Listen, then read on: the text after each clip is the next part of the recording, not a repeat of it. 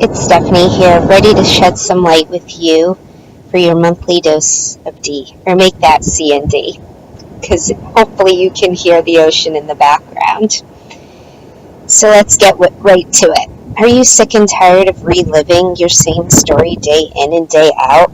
Are you ready to write a love story with your life? Then this one's for you. You say you want a new life, right?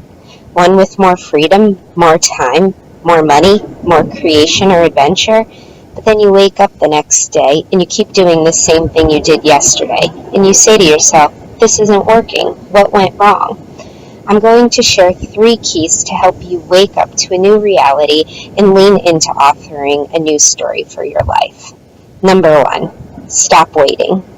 Are you waiting to be prettier, thinner, healthier, happier, for the weather to be nicer, for the stars to align, the moon to wane, or to have more money? Or in my case, today, for everything to align to make this video perfect?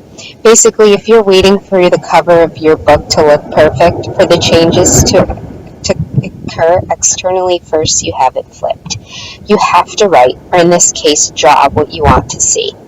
I used to use every excuse in the book: my health, my finances, my aversion to the cold, living alone, and the list went on and on to keep me stuck until I tried something new. And that leads me to point number 2. Start taking baby steps to your vision. You see, the thing of it is, most people I speak with say they want a new life. They dream big and make vision boards, but then they get so caught up in the bigger picture and the distance between where they are and where they want to go that they stop before they start.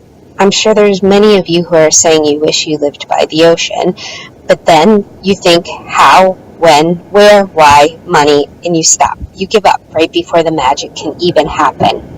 This goes for me as well.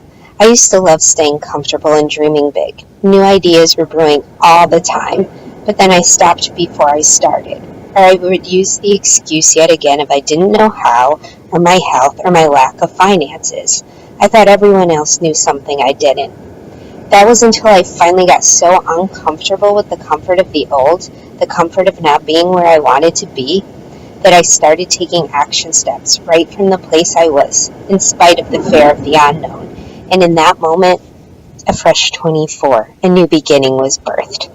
Right here, right from this space, right from where I am, where there is nothing between point A and point B, except our own fear stopping us. And last but not least, let's step into authorship here. Things really started to shift when I picked up the pen for good.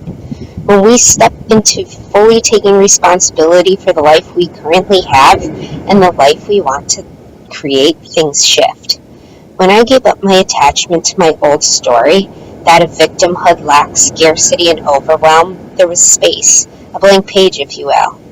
And releasing that old story opened up a whole new way of being. We really have to begin right from where we are. And yes, we must also make room for the new. I equate it to being a trapeze artist.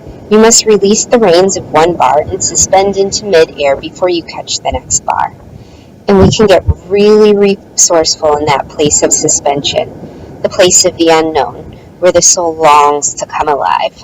This is where we become willing to take action despite fear, by asking for support, by stretching ourselves beyond our comfort zone to catch the hands of guidance on the other end of the trapeze bar. And then the bonus, you look back from where you came from and say, I got this. I can handle this. Let's keep going. So if you truly are ready to author a new story, I ask you, if I handed you a blank cover, what would it read? What would be the next 3 action steps that you could begin to take this week to access the path to the next page?